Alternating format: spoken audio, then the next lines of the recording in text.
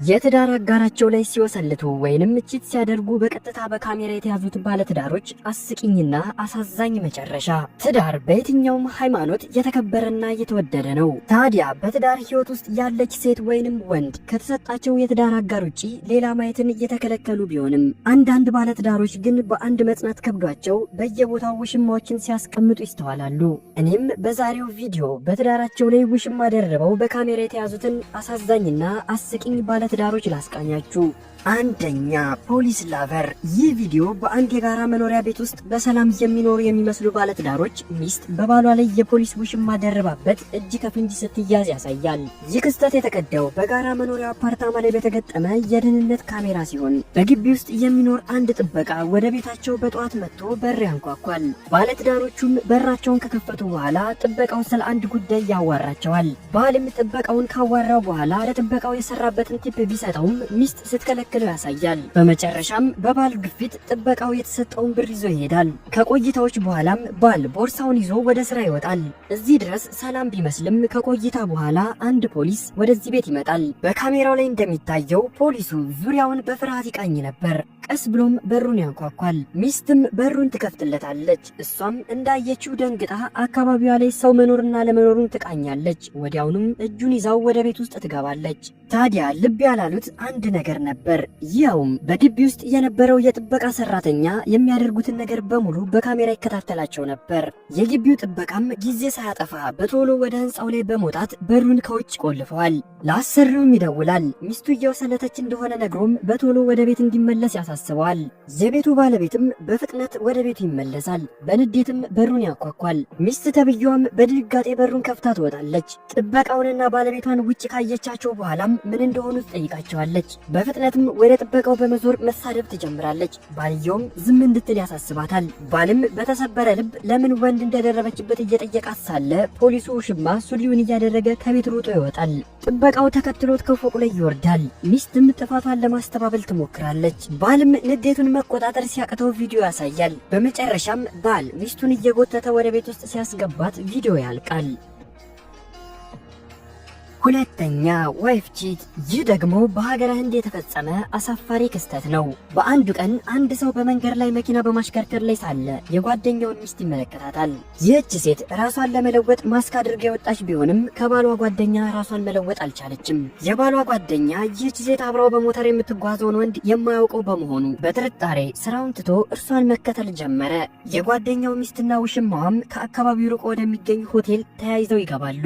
ታዲያ የባሏ ጓደኛ ይህንን ካየ በኋላ ለጓደኛው ይደውልለታል። እሱም ሰላምታ ከሰጠው በኋላ ሚስት የት ናት ሲል ጥያቄ ይጠይቀዋል። ባልም ሚስቴ ቤት ናታ ሲል ይመልሳል። በዚህ ጊዜም ጓደኛው ሚስቱ ከሌላ ወንድ ጋር ተያይዛ ጎልድ ጋላክሲ ወደ ተባለ ሆቴል ስትገባ እንደያዛት ይነግረዋል። ነገር ግን ባል በጭራሽ ማመን አልፈለገም ነበር። እሱም በአይኖቹ አይቶ እንዲያረጋግጥ ወደ ሆቴሉ እንዲመጣ ይነግረዋል። ባልም ስራውን ትቶ ሲከንፍ ወደ ሆቴሉ ይደርሳል። ጓደኛውም ወደ ሆቴሉ ከመግባቱ በፊት ለሚስቱ እንዲደውልላትና በቪዲዮ ኮል አውሪኝ እንዲላት ይነግረዋል። ባልም ለሚስቱ ወዲያውን ይደውላል። ቪዲዮ ኮል እንድታወራው ቢጠይቃትም በጭራሽ ትለዋለች። ባልም በንዴት ያሉበት ሆቴል ውጭ እንደቆመና ከውሽሟ ጋር በፍጥነት እንዲወጡ ያዛታል። እሷም ትንሽ ካቅማማች በኋላ ከውሽማዋ ጋር ተያይዘው ወደ ውጭ ይወጣሉ። ባልም ንዴቱን ተቆጣጥሮ ያዋራቸዋል።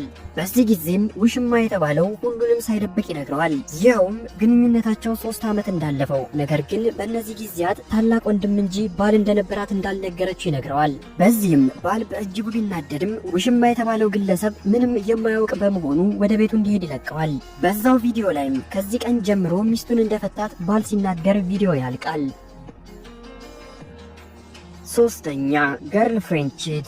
በሀገር አሜሪካ መነጋገሪያ ከነበሩ ቪዲዮዎች መካከል ይህ ዋነኛው ነው። በዚህ ቪዲዮ ላይ አንድ ጥቁር አሜሪካዊ ፍቅረኛው በሱ ላይ ሌላ ወንድ እንደደረበችበት ሰምቶ ተቀምጠዋል ወደ ተባሉበት አንድ የባህር ዳርቻ ያመራል። ቦታው ላይ ሲደርስም እንደተነገረው ፍቅረኛው ከአንድ ወንድ ጋር ተቀምጣ ያገኛታል። እርሱም ወደ እነሱ በመሄድ በንዴት ያወራል።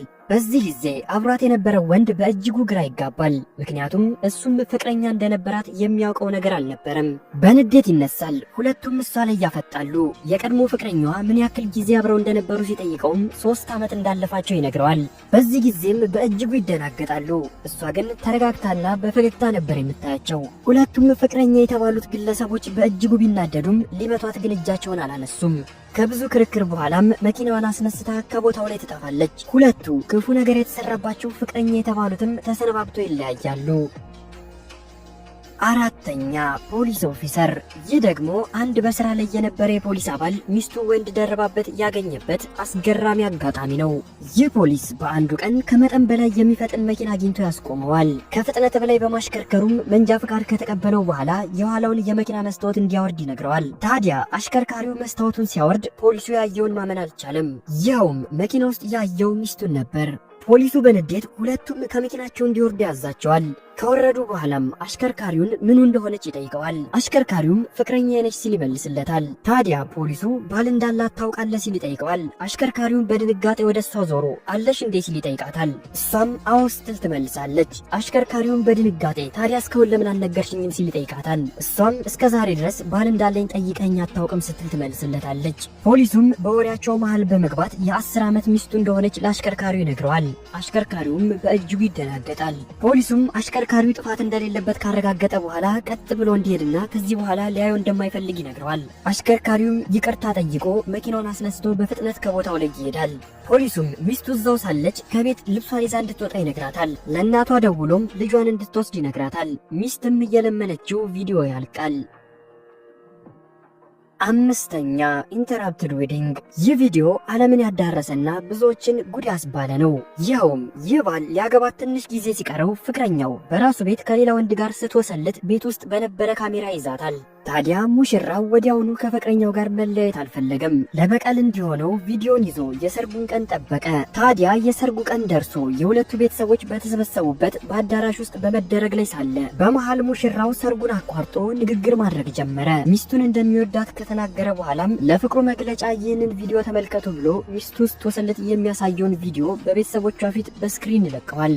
አዳራሹ በእጅጉ ይረበሻል። ቤተሰቦቿም በህዝቡ ፊት አንገታቸውን ይደፋሉ። ለሙሽሪትም የማይጠፋ ጠባሳን አሳርፎባት አልፏል። ስድስተኛ ቺቲንግ ዋይፍ። ይህ ደግሞ አንድ ባል ሚስቱ ስትወሰልት በርካታ ሚዲያዎችን በመጥራት ለህዝቡ ይፋ ያደረገበት አስገራሚ መንገድ ነው። ባል ሚስቱ እንደምትወሰልት በማወቁ ከስራ ቀርቶ የሚዲያ ሰዎችን ሰብስበው ወደ ቤቱ ይገባል። ታዲያ እንዳሰበውም ሚስቱ ከአንድ ሰው ጋር ቤት ውስጥ ተቃቅፋ ፊልም ሲያዩ ያገኛቸዋል። ሚስት ተብዬዋ በእጅጉ ትደነግጣለች። ቢሆንም ባል ተረጋግቶ ነበር የሚያወራው። እሷም እንደሚያየው እንዳልሆነ ምንም እንዳልተፈጠረ ለማስረዳት ትሞክራለች። ቢሆንም ባል በጭራሽ ይላል። እሷም ባሏ እንደማይሰማት ስታውቅ ወደ ስድብና ማስፈራራት ትገባለች። ባል ግን ተረጋግቶ ልብሷን ሰብስቦ ከቤት እንድትወጣ ያዛታል። ሚስት ግን መሄጃ የለኝም ብላ ትለምነዋለች። ባልም እንደማይመለከተውና ቤቱን ለቃ እንድትወጣ በተደጋጋሚ ይነግራታል። ሚስትም ዞራ ውሽማዋን ወደ ቤቱ እንዲወስዳት ብትጠይቀውም ውሽማው በጭራሽ ይላል። ሚስትም ለረጅም ሰዓታት ከባሏ ጋር ከተከራከረች በኋላ እየተሳደበች ከቤት ትወጣለች። ወደ መኪናዋ ገብታ ስትሄድም ቪዲዮ ያልቃል። ታዲያ ይህ ቪዲዮ ለዓለም ደርሶ መሳቂያ የሆነች ሴት ሆናለች።